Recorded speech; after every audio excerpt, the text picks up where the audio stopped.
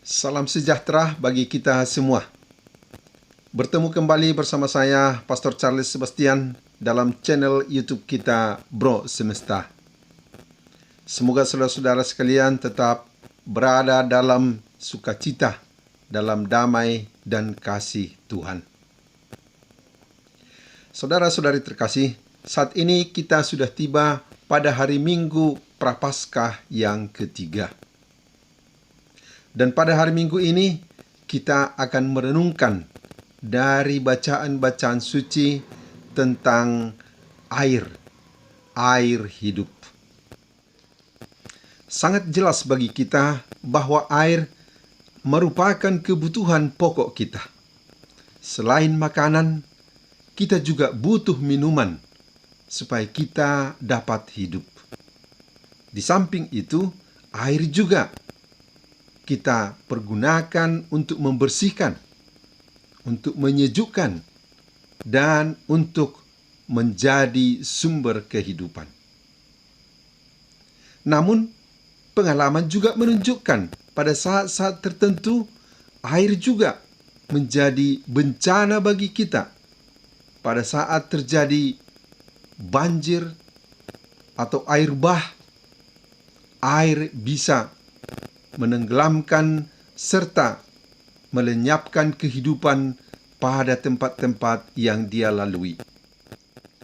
Dan sebaliknya, bila air tidak tertemukan di suatu tempat, maka kehidupan juga akan sulit ditemukan pada tempat itu.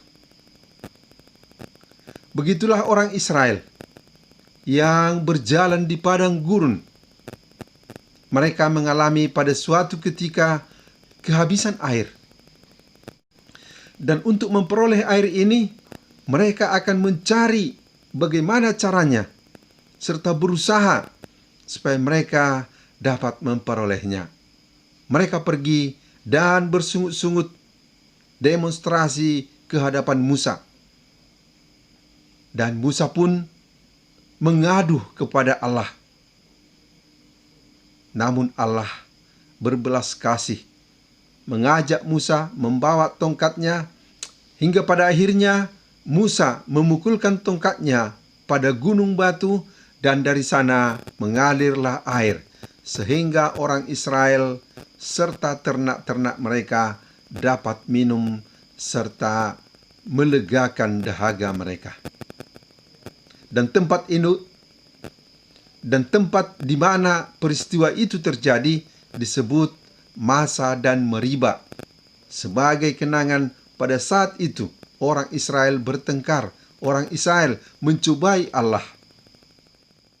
Saudara-saudari terkasih, dalam Injil kita mendengar pada suatu ketika Yesus berada di satu sumur, yakni sumur Yakub.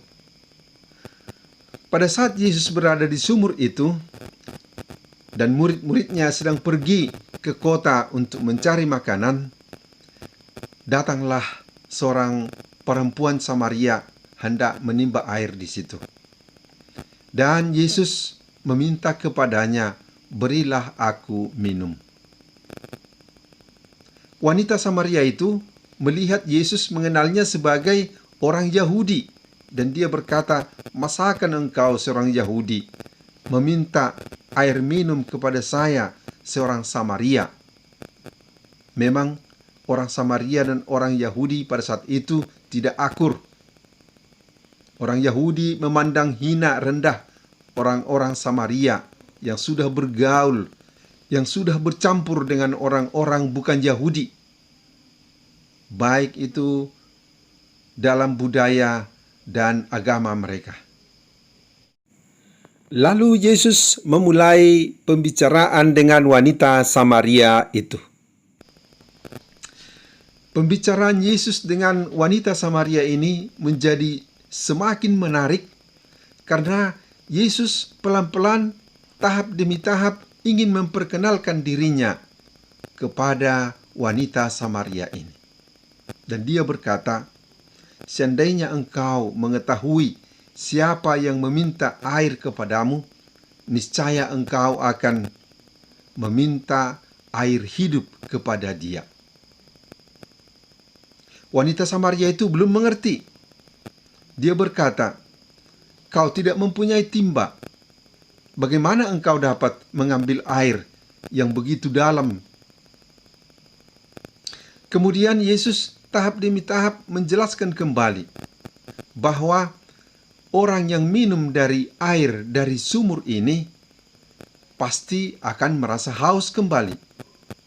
Namun air yang ingin diberikan oleh Yesus itu adalah air yang kalau diminum bahkan menjadi sumber di dalam dirinya, dan orang tidak akan merasa haus lagi.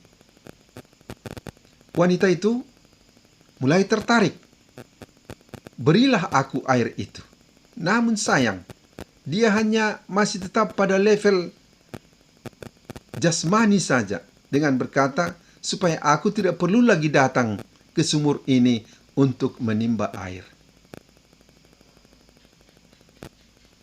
Kemudian Yesus pelan-pelan lebih dalam lagi menjelaskan bahwa air yang dia berikan itu adalah air yang dapat menjadi sumber dalam diri orang yang datang kepadanya dan akan mengantar dia kepada kehidupan yang kekal. Karena wanita itu belum juga mengerti, maka Yesus mulai berbicara tentang kehidupan pribadi wanita itu.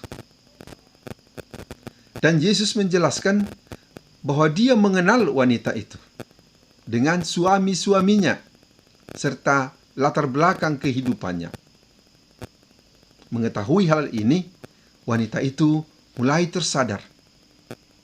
Dan dia bahkan sudah menduga bahwa Yesus ini adalah nabi, karena dia mengetahui latar belakang kehidupan pribadinya. Selanjutnya, pembicaraan sampai pada soal menyembah Allah di tempat ini atau di Yerusalem, di mana Yesus pada akhirnya menegaskan bagi mereka yang percaya dan ingin menyembah Allah, mereka akan menyembahnya dalam roh dan kebenaran. Saudara-saudari terkasih, bagi kita dialog antara Yesus dengan wanita Samaria itu juga memberi keyakinan bahwa Yesus itu adalah Sang Mesias, dan dia adalah sumber air kehidupan itu. Dan apabila kita datang kepadanya, menimba air itu daripadanya, kita juga akan memperoleh air kehidupan yang membawa kita kepada kehidupan yang kekal. Dalam permandian, makna dari kehidupan kekal itu menjadi putra dan putri Allah termaktub di dalamnya. Dan juga ketika Yesus sendiri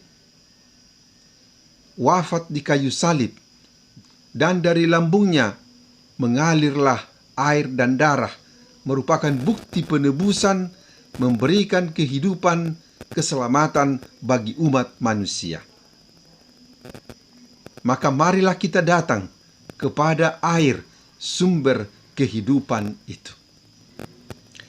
Dan seperti wanita Samaria itu, kita juga diundang sesudah mengenal bahwa Yesus itu adalah Sang Mesias, sumber air kehidupan, untuk bersedia mewartakannya kepada orang lain.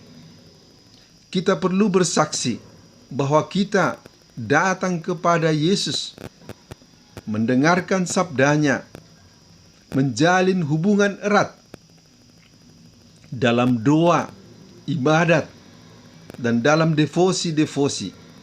Kita juga akan memperoleh sumber air yang tetap akan mengalir. Dan sumber air yang mengalir yang diberikan kepada kita adalah Roh Kudus sendiri.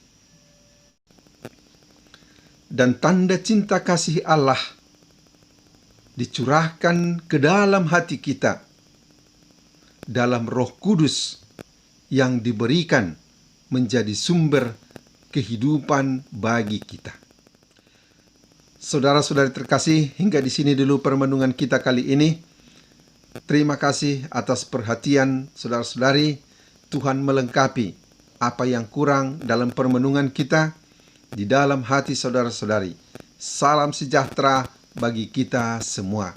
Sampai bertemu pada video berikutnya.